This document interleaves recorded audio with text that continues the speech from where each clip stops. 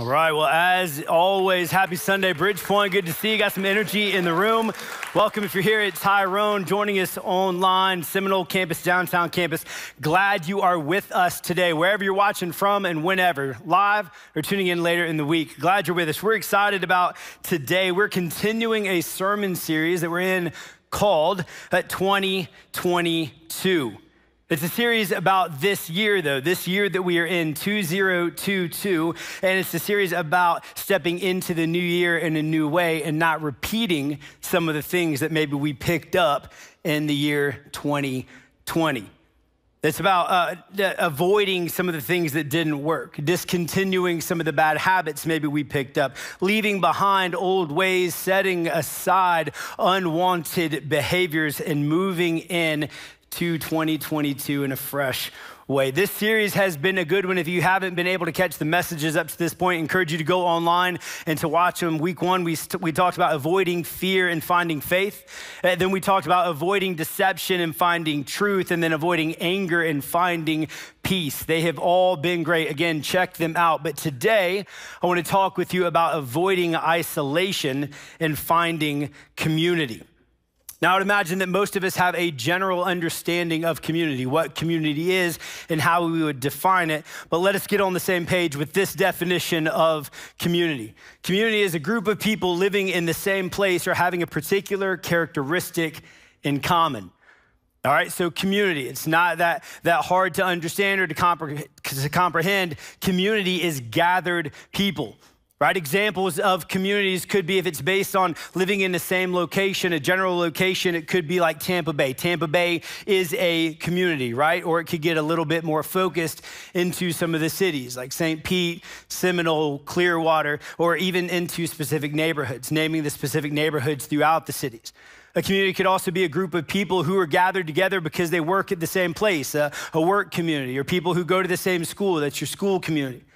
But then there's other communities that are based on similar characteristics and interests, right? So there may be a community that is centered around the connection that they share at a country club, or maybe it's a gym or a workout facility, or maybe it's rooting for the same team. Communities look different and are all shapes and sizes.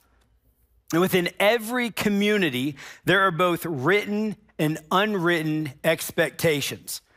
Right? Within every community, there's a set of written or unwritten expectations. For example, let's say there's a neighborhood association, right? There are some expectations that are either written or unwritten. You can only paint your house a certain color. You can't put the boat there, the truck there. You have to plant these particular shrubs in this location. There's some rules, some regulations, and expectations.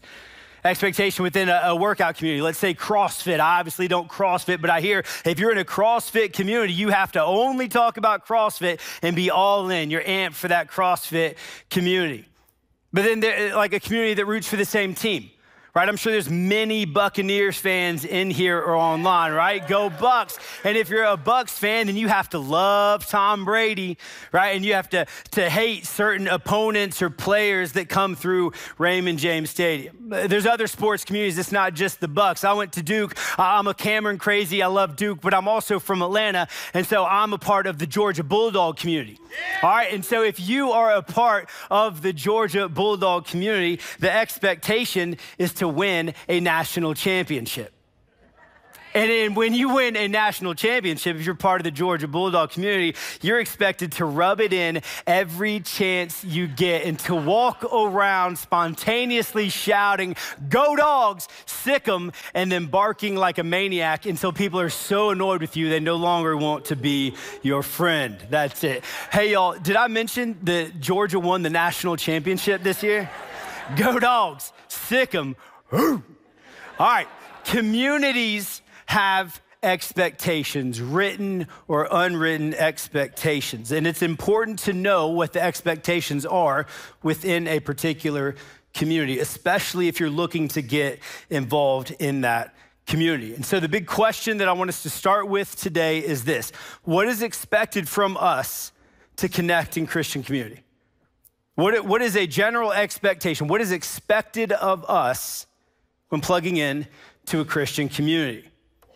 Now, real quick, when I say Christian community, I'm not talking about the corporate, broader Christian community. I'm not talking about a church-wide level or a campus level or these wonderful and important corporate worship environments that we have on Sunday mornings. I'm talking about a little bit more focused and smaller community, Christian community, where meaningful relationships take place. Maybe it's a group or a class, that deeper connection with people within the larger church Christian community.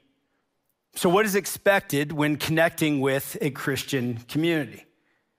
Now, I recognize that the answer to this will differ based on tradition or denomination or beliefs, but there are a general set of characteristics that can be shared throughout the broader church. And we find a lot of the characteristics in the description of the church and a Christian community in the book of Acts.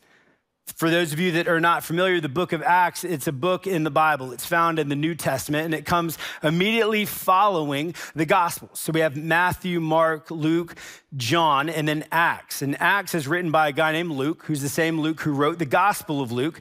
And it's Luke's eyewitness account, his perspective of what took place after Jesus' death and resurrection. So after Jesus had already ascended into heaven. And it's Luke's account that highlights the work or the acts, like the actions of the apostles, those who were sent on mission, the church leaders. Acts is the account of the early church, the beginning of the early church, some of the early practices, the early characteristics, and some of the rhythms that the church took on in its origination, in its beginning. How the church began, how it spread from Jerusalem throughout the world, and also it contains stories about how the church experienced persecution along the way. Today, I want us to focus in on the book of Acts. We're going to spend some time there, but let me give you a heads up about what I want to do this morning. Rather than looking through the book of Acts or any other book of the Bible and highlighting various characteristics to simply describe what the church looks like and what Christian community looks like, I want us to focus on a particular story that comes from the book of Acts, but later in the book of Acts, that I believe highlights what is expected of those who are wanting to be or involved in Christian communities. All right, and this story is not your typical story. You might wonder where we're going. It doesn't take place in a traditional church building. There's no steeple or no auditorium like this. It's not a formal church community. It doesn't happen in a worship service or in a small group or in a class or anything like that. No, the story I want us to look at from Acts takes place on a boat, on a cargo ship. And it's a cargo ship that is in the middle of a life-threatening storm involving a guy, and it involves a guy by the name of Paul. If you're not familiar, Paul was an apostle of Jesus Christ. He was a leader in the early church and influential in beginning the church. And he had a really cool testimony, right? He went from hating Christ followers, from persecuting and killing Christians, to having this encounter with Jesus, having his eyes opened to God's mercy, love, and grace through Jesus Christ. And then he went on to be one of the most faithful followers of them all. The Apostle Paul, he proclaimed the good news everywhere he went. He shared the gospel with everyone he met. He planted churches. He started churches, he pastored them, he trained them and equipped them, and he encouraged them. And most of the books that we find throughout the New Testament are actually letters that Paul wrote to specific churches or the church in general, the church as a whole. All right, but the story that we're gonna be looking at, like I said, takes place on a boat in a storm. It's not because Paul is traveling to do a conference, a leadership conference at one of these churches.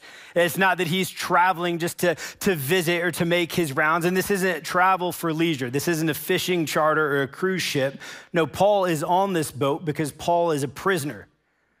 See, later in his ministry, later in his life, Paul had been arrested. His preaching and his teaching was becoming a threat to the Roman authorities. And so he had been imprisoned.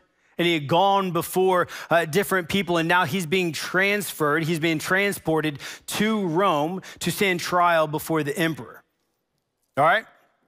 So now you're probably thinking, I thought we were gonna be talking about avoiding isolation and community. So how is a message on church community gonna come from a story about an imprisoned church leader traveling on a boat to Rome in the middle of a storm? Bear with me, stay with me, I promise you it's gonna make sense as we continue to move through. But as we start the story, let me just paint a picture of what's going on and how this trip has gone up to this point. There are about 300 or so people who are on this cargo ship.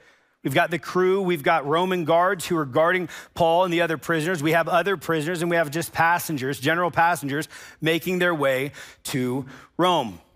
We know that some of the folks on this ship are Christ followers, and we know that some of them are not. We know that some of them know each other. They're in some kind of community together, but others not. So I just want you to know this isn't a tight, close-knit group of friends traveling together. This isn't people who are buddy-buddy and they're close to one another. This is a group of some people who are acquaintances, some that might be good friends, and others that are complete strangers on this boat heading to Rome. And like I said, it was in the middle of this big storm, so it hasn't been an easy trip. This would be them traveling in what we would call hurricane season. Storms have been an ongoing problem, ongoing threat. They've been traveling through heavy rains, high winds, and giant waves, and their boat has started to get knocked around, beaten up, and they've even been thrown off course a couple of times, being forced to dock at a port to try and wait out the storm to see if they could continue on and make it. All right, so point being, these are less than ideal conditions. This is not a time to be out on the water. It's not just that the waves are a little choppy. This is a storm. The captain knew this wasn't a time to be out there. The crew knew it. The prisoners knew it. Everyone knew it. And Paul decided early in Acts that he was going to, or an earlier part of Acts, that he was going to speak up. He was going to say, we shouldn't continue on. Like this, we cannot continue on in this storm. He was worried about the conditions. He was worried about the potential risk. He was worried about the danger and the possibility of losing his life and everybody else losing their life as well. So Paul said, this storm is too big. We cannot go on. But the guards, they said, we're going. They said, we're staying on course. We're staying on time because they wanted to keep their schedule. All right, so it's here. I've tried to paint the picture to give you a general idea of what's going on, and it's here in this part of the story that I want us to pick up this morning. There's a storm, situation is out of control, and everybody on the ship, except for the guards, are wanting to call it off. All right, we're gonna be picking up in Acts chapter 27. So if you have your Bibles or on your phone, online, however you want to, encourage you to read Acts. It's a fascinating story. We're gonna be at the very end. Acts chapter 27, and we're going to pick up in verse 18, which tells us this. Next day, out on the high seas again, and badly damaged now by the storm, we dumped the cargo overboard. The third day, the sailors lightened the ship further by throwing off all the tackle and provisions. All right, so in spite of all the winds and the waves and the rain, in spite of the fact that the boat has now been badly damaged and they have already lost control, and in spite of everybody's concern, they are out on the seas again the next day, and the boat is not holding up. Passengers have been panicked. They're panicking even more. And this time they're taking some drastic measures. They're getting all the cargo that was being transported to Rome. They're gathering it together and they're pushing it off this cargo ship. They're dumping it into the water. They're deciding that it's no longer worth risking, that this stuff has to go. Forget it. It's gone. And then on the third day, so that's day 2, but then on the third day, the conditions are even worse. And now they're starting to get rid of their tackle and their provisions, supplies, tools, equipment, everything that was necessary and essential for this trip, they're getting rid of it. They're no longer talking about, hey, what do you think we might need? Or like, let's save a little bit for later or, for next week in case we were to get through this. They're getting rid of everything, including their basic provisions, food, water, clothing, all gone. They had not eaten in days, possibly more. And they're now dumping all of their food, any excess weight, anything, they're dumping it all into the water, trying to lighten the load so the ship can navigate and they might stay afloat. So I've made the point, but I want you to know this is a horrible storm and things are not looking good. And the extent of what's going on is made clear in the next verse that we come to. Luke goes on to write, it had been many days since we had seen either sun or stars. Wind and waves were battering us unmercifully and we lost all hope of rescue. Wind and waves were battering us unmercifully and we lost all hope of rescue. They've been in this storm for days. Imagine that. They have not seen a clear sky at night or during the day. No glimpse of the sun, no glimpse of the moon or the stars. They're navigating in the darkness. And they are truly exhausting themselves to stay alive, to stay above water, trying their best to minimize the damage and make it through the storm. But it says they have lost all hope of rescue. Not that they're starting to doubt, starting to have questions, starting to become hopeless. They are in a state of hopelessness. They've lost all hope of being rescued. So all they could see is the storm. All they can see is the wind and the waves and the conditions going on. They can only see that they're trying to take control of a situation that is out of control. They're trying to handle it on their own and come up with a solution. But from their perspective, as they see it, this is it. They're done. No hope that the conditions would change, no hope that things would turn around, and no hope for any help or rescue. This was the end. And after attempting everything in their power and being unsuccessful in their attempts, their hope was gone. And friends, it's in this state of perceived hopelessness that Paul, who's, yes, a prisoner, but also a Christ follower, a hopeful person and a passionate church leader and pastor, he steps forward and he offers these pastoral words of encouragement. Listen to what Paul says next.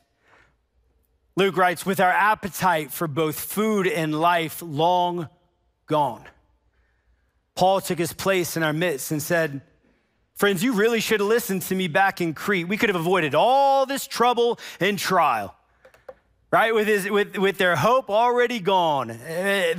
Paul goes to the middle of the ship, and what could be, or we might think, are his final words to the people who are on board the ship. Paul makes sure that the blame is properly placed. Isn't this common, right? This is something that I would do. He's taking this weird moment to make a weird point. He stops everybody from their life-saving efforts.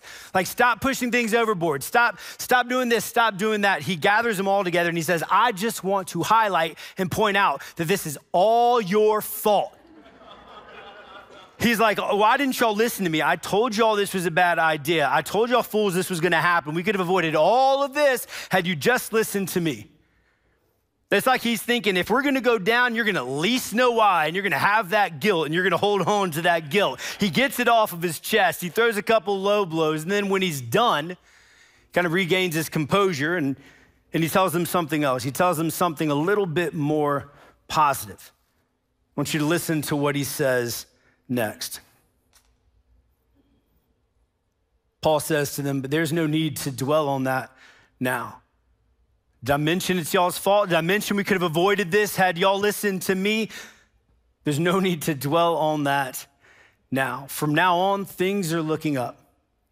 I can assure you that there'll not be a single drowning among us, although I can't say as much for the ship. The ship itself is doomed. Paul stops and he says, hey, everything's gonna be okay. He says, this boat is probably gonna be a total loss, but all of us, we're gonna be just fine. He says, I assure you, things are looking up. I assure you we're gonna make it, trust me. And this isn't in the text, what I'm about to say. The picture that I have of what the passengers are doing now, they're looking at him like, what is going on with this guy? Like, he just told us this is all your fault. And he just like railed it. He just went in on us telling us it's all our fault. And now he's trying to encourage us and tell us that things are gonna be okay. Someone in the crowd's probably like, all right, he's just emotional. This kind of happens in these situations, like high emotion. He's here one moment, there the next. This is typical, like offer him some grace. But they're wondering what he's saying. If he's talking about this all could have been avoided, but hey, we're gonna be okay. And then Paul goes on to share this. He tells him, last night, God's angel stood at my side, an angel of this God I serve, saying to me, don't give up, Paul. He said, you're going to stand before Caesar, yeah, and everyone sailing with you is also going to make it.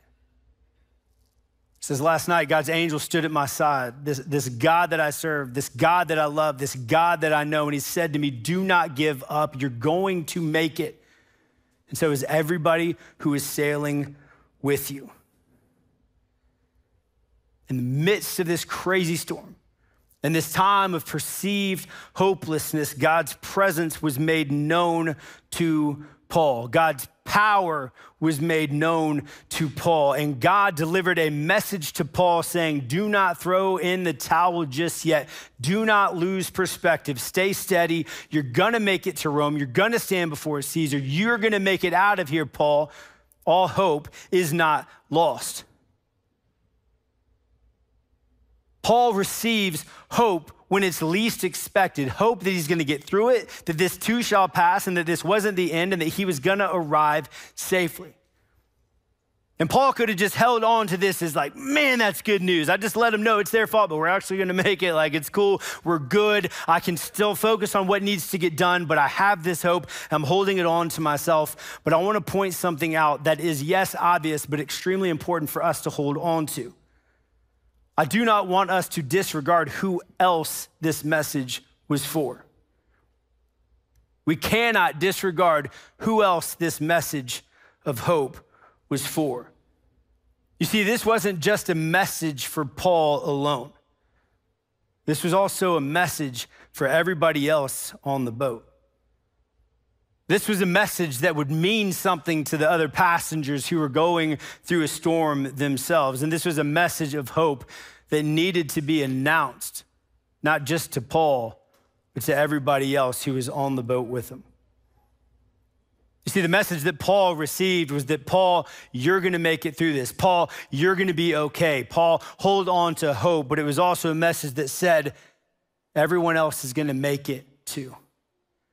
Everybody else should have some hope as well. You're gonna be okay, Paul. And so is everybody else who is sailing with you. And so, friends, let me ask you something. Just thinking back on the course of your life and circumstances, situations, experiences that you've had, have there ever been times when encouragement came your way at just the right time? Has there ever been a time or a moment when perspective was given to you when you had lost sight, or when confidence was restored, courage was restored at a time when it was lacking? Has there ever been a time in your life or the life of someone around you when someone spoke a word of hope and possibility at an unexpected time and at a time when it was needed the most? Maybe it was when that marriage did not work out. A relationship was starting to fall apart. Maybe it was at a time when that addiction seemed to be too much for you to handle. That you've gotten yourself in too much of a hole that you couldn't get out of. Or maybe at a time in transition, or when you don't have a job, you're wondering where the next paycheck or mortgage payment is gonna come from, or a time when you've gotten that diagnosis, there's poor health. Any of these situations and experiences that are unwanted or difficult or challenging, has there ever been a time when somebody stepped in and spoke a word of hope that you would have failed to see or you would have missed out on had they not been with you, journeying with you on the boat? Friends, this is what's happening here in this text. God has given Paul a message of hope, but the only way that anyone around him is going to receive this same message of hope, this same hope to push on, to pursue, and to endure, is if Paul announces this hope, shares this hope, and speaks this hope into their lives as well. And Paul knows this. So he doesn't just hold on to this message that the angel of God brought to him. The angel didn't show up before everybody, but it showed up to Paul, and he knows that others need to hear this message of hope too. And so he announces this as they're standing there together. He tells them, so dear friends, take heart. Take a breath. He says, dear friends, take heart. I believe God will do exactly what he told me. He says, friends, take heart. Have faith. Listen to me. He says, everything is going to be okay. Paul tells them, all of them, some of them friends, some of them strangers. He said, God has a plan, and I want you to hear me. God is not gonna let us down. At a time when everybody on the ship is frantically scrambling, running around, anxious, worried, distressed, and ready to give up. In this difficult, scary, and uncertain time, Paul took his place on the boat alongside others who were in the boat with him, and he told them, friends, have hope. And the hope that Paul shared with them was not hope that they would get all the cargo off and they would lighten the load, or hope that they would be able to maneuver certain things and handle it on their own. No, it was hope that he shared about hope in God's faithfulness, hope in God's promises, hope in God's presence and power. The hope that he shared was hope that would give them the confidence to hang on, to not jump overboard, to not call it quits. It was hope that would give them the courage and the strength to endure and to press on in spite of what was going on around them, in spite of their circumstances. You see, this hope that Paul offered was not hope that came to them on their own. It was not hope that came to them in isolation as they were tucked away outside of one another, disconnected from one another. No, it was hope that was made known and realized in community. A hope-filled, hope-centered community. And so if we want to go back to the big question that we started with, you want to know what's expected in Christian community? You want to know what was expected of these people on the boat? You want to know what the only requirement was, the only obligation for them to receive this message of hope and to have this perspective change? Simply being in the boat. The only expectation was that they were in the boat. And so that's the big idea that I want to share with you when it comes to Christian community. The big idea I want us to hold on to today is this: to experience the benefits of Christian community, we have to be in the boat. To receive the message of hope, to receive the connection, to receive that meaningful relationship with one another, with other Christians, with other believers, with other sinners, strugglers who are trying to follow in the footsteps of Christ and understand God more. The only way to experience the benefits of Christian community is by being in the boat.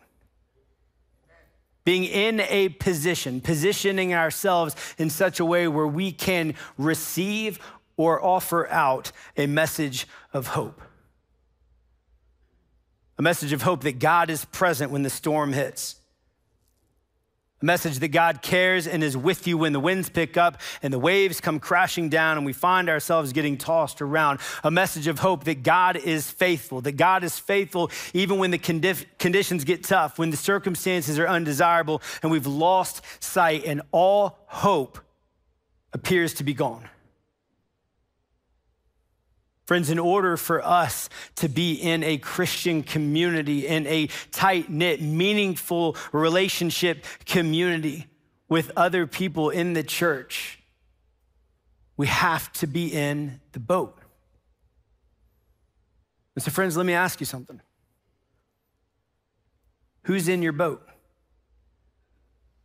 Just think to yourself, think of your friends, think of your networks, think of your communities. Who is in the boat with you? Who are you journeying with? Who are you navigating the storms of life with? Who are you in the boat with? Who's in the boat with you when the struggles come and you're getting knocked around in various ways, when the circumstances hit that are causing a little bit of fear, anxiety, worry, and doubt? Who's in the boat with you? Who are you in the boat with when you come to a point in life when you're kind of hopeless and feeling like you're in need of rescue? Who are you in the boat with when the situations present themselves and they're situations that you can't escape, or the problems that you can't fix, the troubles you can't get past on your own? Who's in your boat? You in the boat with people who are saying, hey, this too shall pass? You're in the boat with people who are saying, hey, steady. Don't give up. Don't throw in the towel. Lean on the promises of God. Don't give up all hope. Are you in a community where people are speaking that, or are you isolated? You kind of running around trying desperately to figure things out on your own, not listening to others, not getting too close to others, disconnecting from others, and you're just trying to make it through life's storm all alone. Who's in your boat?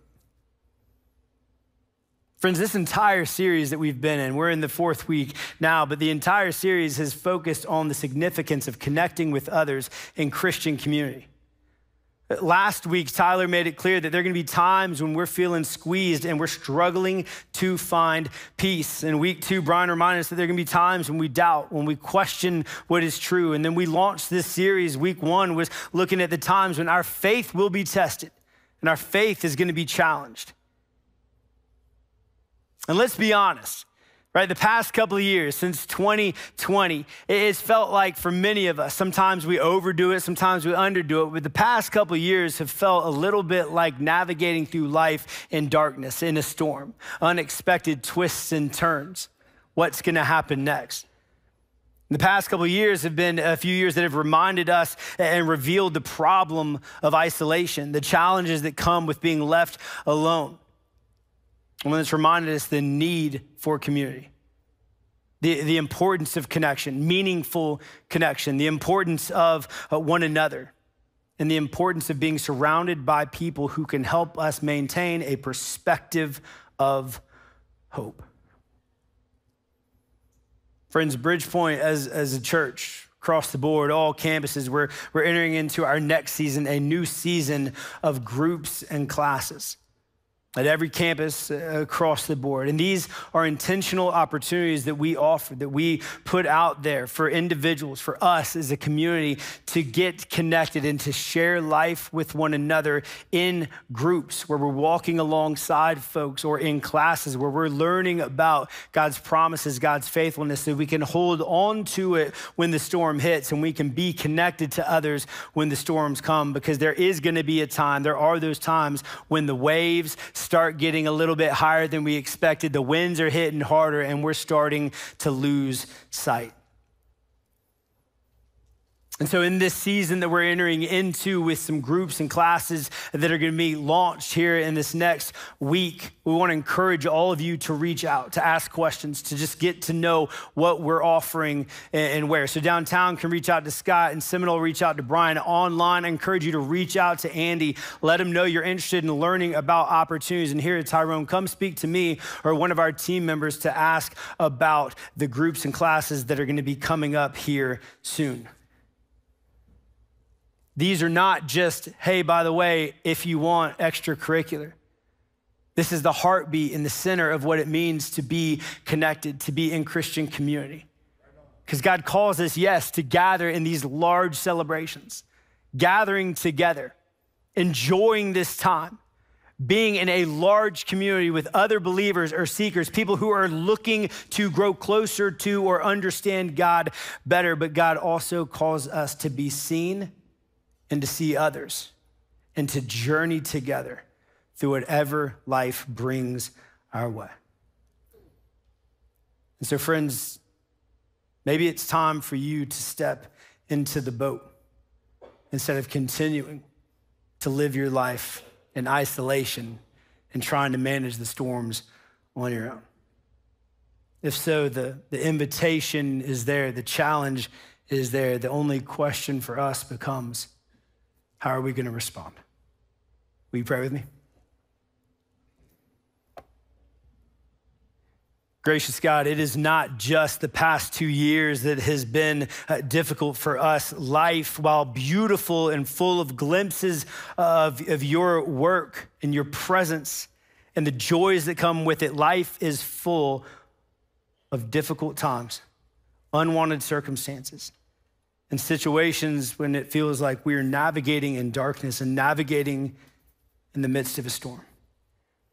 And so my prayer for us online here, wherever we're tuning in from, for all of BridgePoint, is that we would come to understand the meaning and the significance and the need for being in community with others.